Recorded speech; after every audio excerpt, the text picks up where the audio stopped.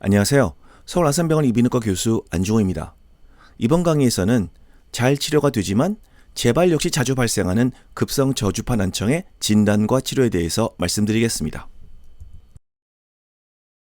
본 강의를 통해 돌발성 난청의 개요와 치료, 급성 저주파 난청의 진단과 치료, 그리고 급성 저주파 난청과 메니에르병과의 관련성에 대해서 말씀드리겠습니다.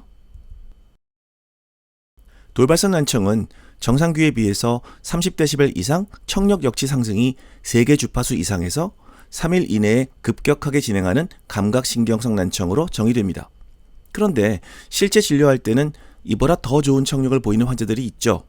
그래서 저는 단순히 귀가 먹먹한 것만 아니라 불편한 귀가 단 한 개의 주파수에서라도 정상 귀에 비해서 15dB 이상 악화된 경우 돌발성 난청을 의심해서 적극적인 치료를 고려할 것을 권유드립니다.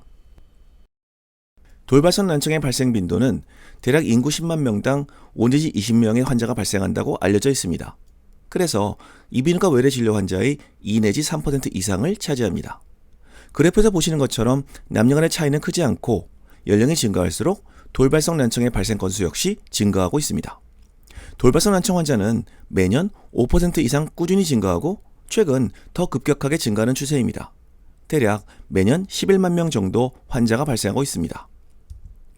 뒤이어 말씀드릴 급성 저주파 난청의 영향으로 최근 전 연령층으로 확산되는 추세이고 특히 전체 환자의 38%가 젊은 층인 것이 특징입니다.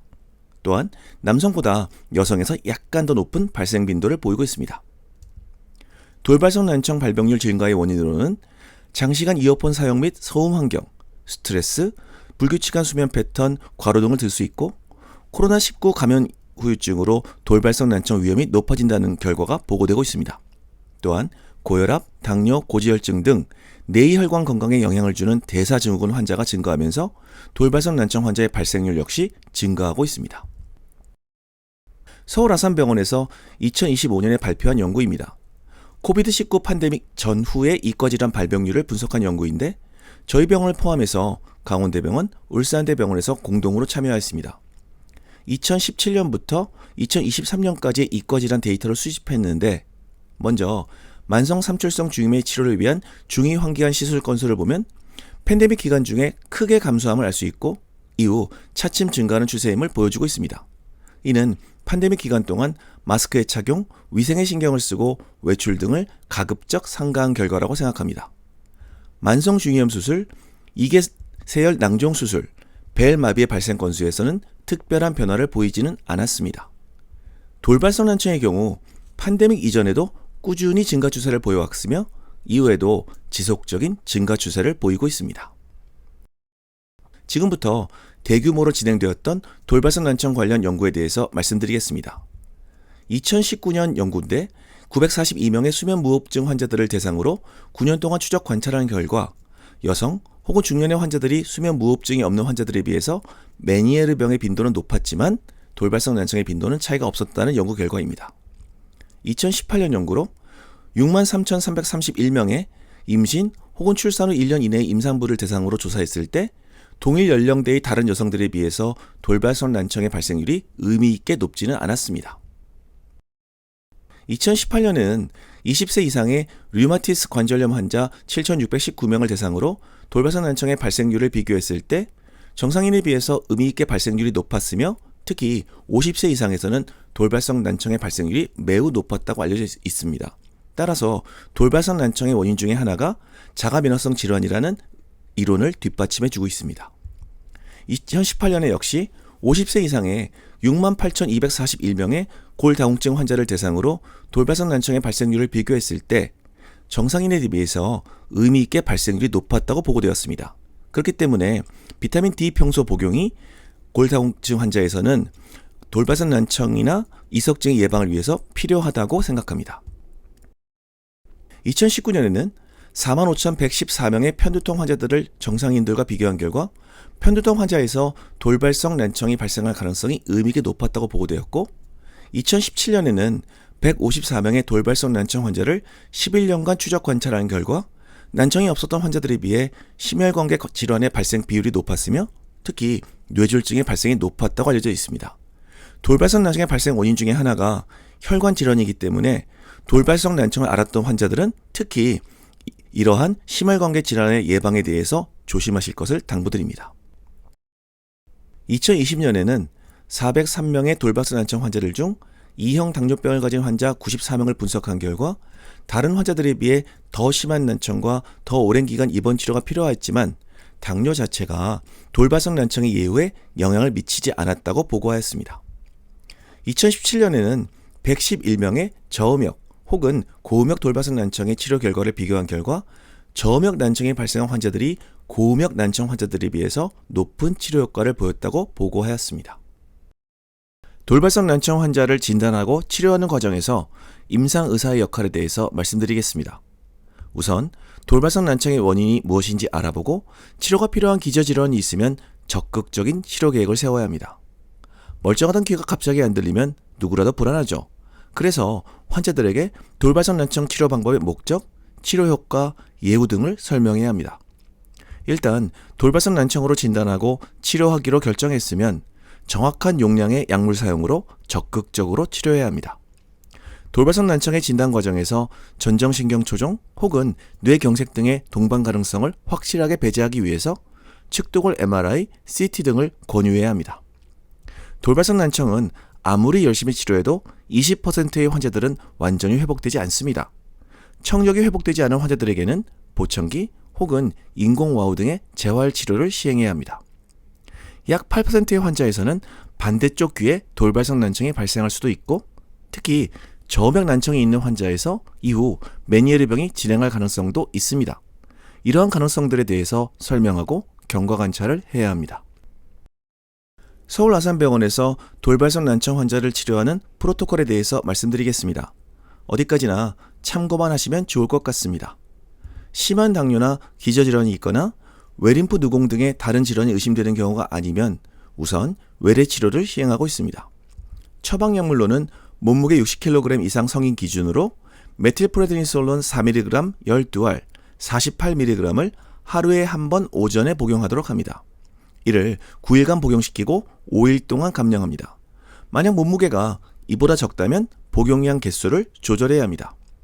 대부분의 경우에서 스테로이드에 대한 위점막 보호제와 함께 은행잎 성분의 약물, 혈액순환제, 항산화제, 비타민, 이뇨제 등을 처방할 수 있습니다.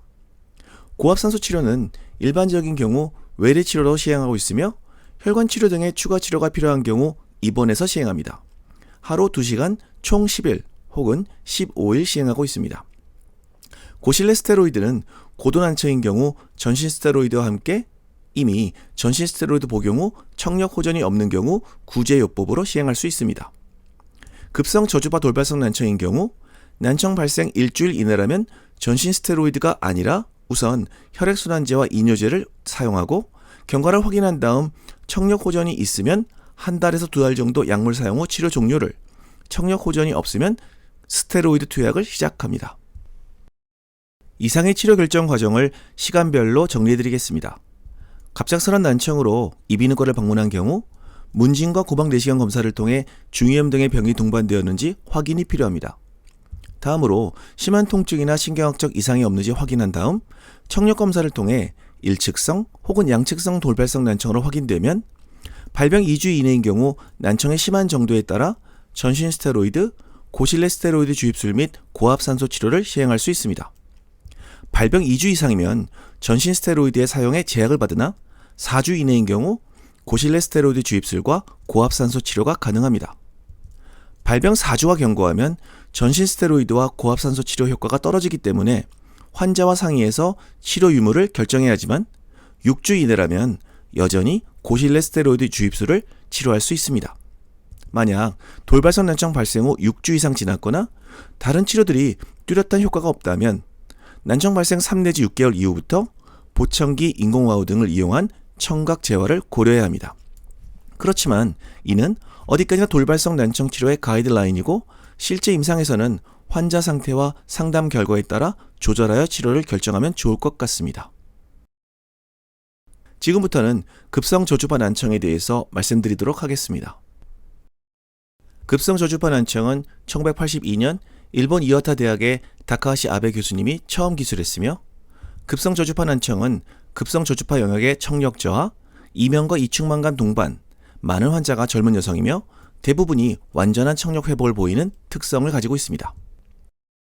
급성 저주파 난청을 진단하기 위해서는 125, 250, 500Hz의 청력 역치의 합이 100dB 이상이고 2, 4, 8kHz 청력 역치의 합이 60dB 이하인 경우이거나 낮은 주파수 3개의 평균 청력 30dB 이상, 높은 주파수 3개의 평균 청력 20dB 미만인 경우에 급성 저주파 난청으로 진단합니다.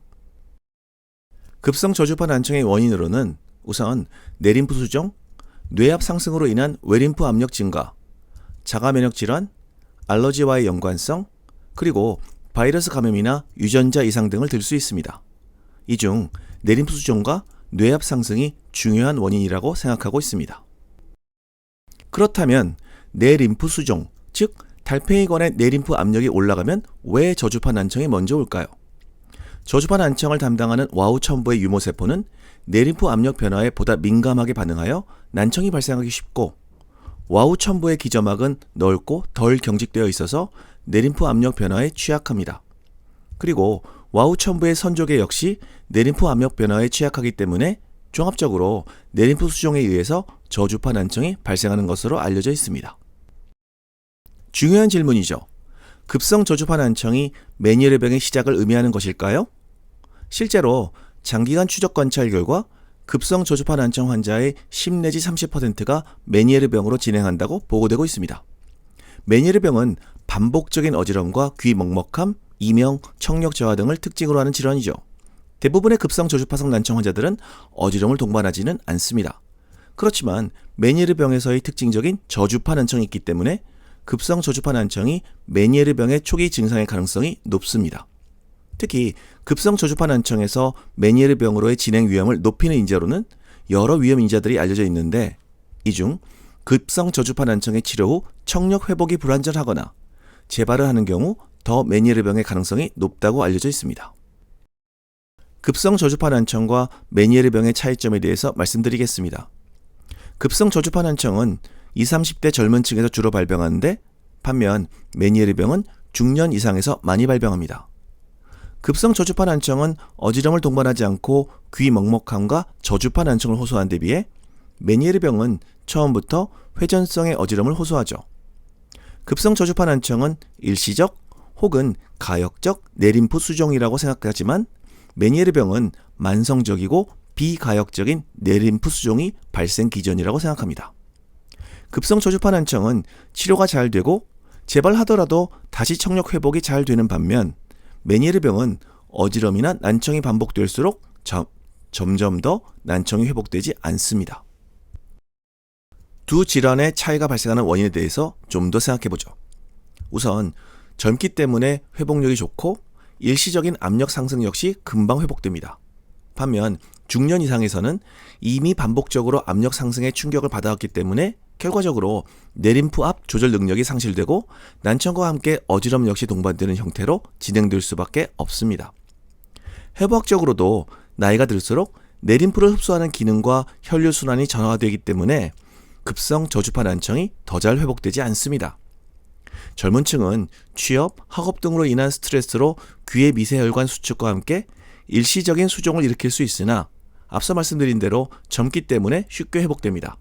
그렇지만 중년 이상에서는 고혈압, 당뇨 등 전신적 대사 스트레스가 누적되기 때문에 귀 내부 환경을 만성적으로 불안정하게 만들어 질환이 고착된다고 판단합니다.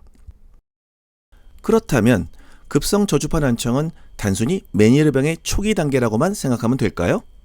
급성 저주파 난청 환자들 중 30% 이하에서만 메니에르병으로 진행하는 점으로 볼 때 단순히 내림프의 압력 상승만으로 저주파수 난청이 발생한다고 생각할 수는 없습니다.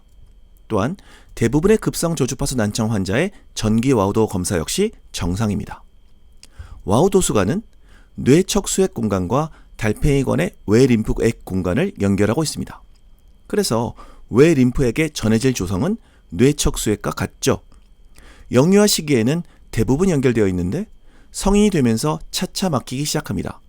급성 저주파 난청 환자가 주로 젊은 층이죠. 그래서 뇌압이 상승할 때 와우 도수관을 통해 외림프액 공간의 압력이 증가하고 상대적으로 중간계인 스칼라 미디아를 압박해서 결국 내림프 수종을 유발하게 됩니다. 도표로 정리해보았습니다. 저는 급성 저주파 난청과 메니에르병 모두를 내림프 압력 조절 장애로 명명하는데요. 우선 내림프를 지나치게 생산하거나 내림프낭으로의 흡수가 줄어들 때 전정기관의 내림프 압력이 증가하고 결국 어지럼이 발생하게 됩니다. 이러한 압력 상승은 전정기관과 달팽이관을 연결하는 결합관을 통해 달팽이관에도 전달되어 달팽이관의 내림프 압력 역시 상승하게 되고 메니에르병에서 심한 어지럼과 함께 발생하는 급성 저주파 난청이 발생하게 됩니다. 그런 반면에 뇌압이 상승하면 뇌척수액 공간과 와우 도수관으로 연결된 달팽이관의 외림프 압력이 증가하고 이는 직접적으로 외림프 공간 사이에 낀 달팽이관 내림프 압력을 증가시켜서 어지럼 없이 급성 저주파 난청이 발생하게 됩니다. 이렇게 보면 급성 저주파 난청과 메니에르병은 전혀 다른 원인과 기전으로 인해 발생할 가능성이 있습니다. 메니에르병에서 내림프 압력이 증가하면 우선 전정기관에 영향이 먼저 오고 청력에는 변화가 없을 수도 있죠.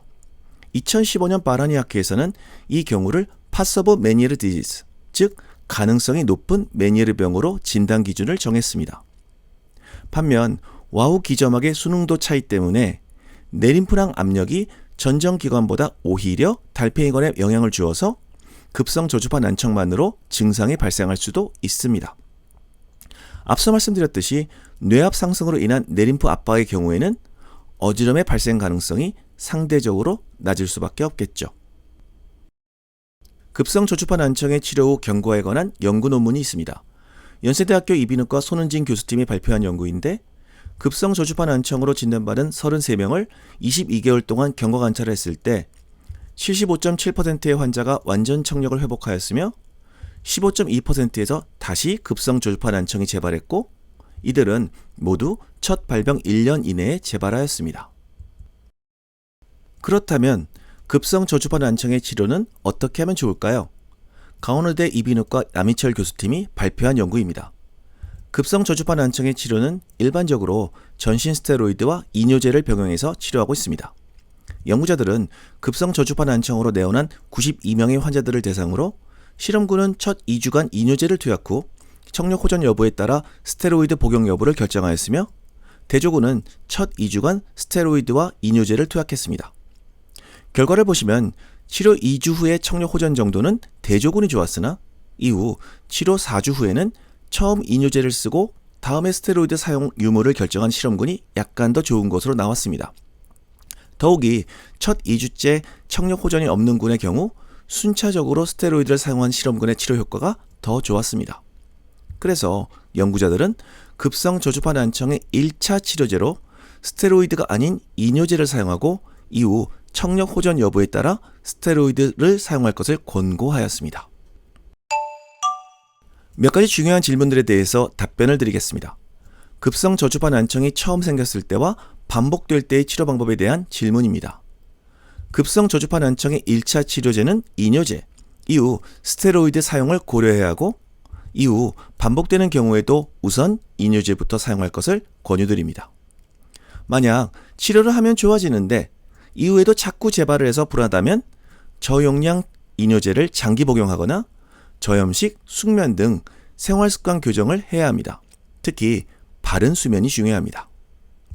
앞서 말씀드렸듯이 30%의 환자에서 메니에르병으로 진행한다고 알려져 있고 특히 급성 저주파 난청이 재발하는 경우 가능성이 높아지므로 충분히 설명하고 식이요법 및 생활습관 교육이 필요합니다.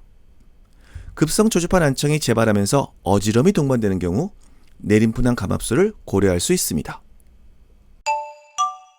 두 번째 질문입니다. 고용량 스테로이드, 고실내 스테로이드 주입, 이뇨제는 어떤 상황에서 써야 할까?입니다.